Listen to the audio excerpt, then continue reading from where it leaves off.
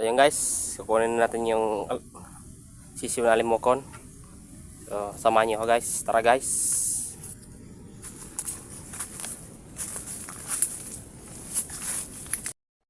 So yun guys, malapit tayo guys. So ipakita ko sa inyo yung ating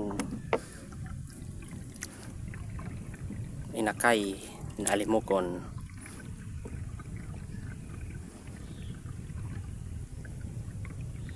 So guys, dito ginawa ko kasi ganito siya kinuha kasi para mataas yung tubig, high tide kasi, para umabot ko yung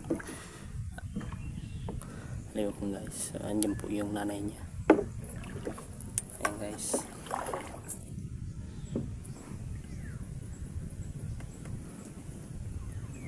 Ayan po guys.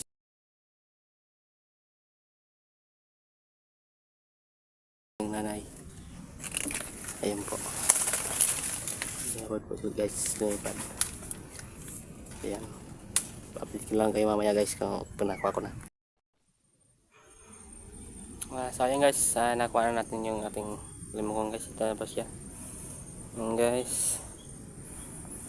Ito po yung ating limokon. Medyo konti pa lang yung balahibo niya guys. Ayan guys ya. Buhay na to guys. So magtsatsaga tayo nito magpapakain guys para mabuhay. So ayan guys, i-update ko naman kayo ulit pag mga dalawang linggo. Pag mga dalawang linggo guys, malaki na to guys. So ayan guys. Salamat sa panonood guys.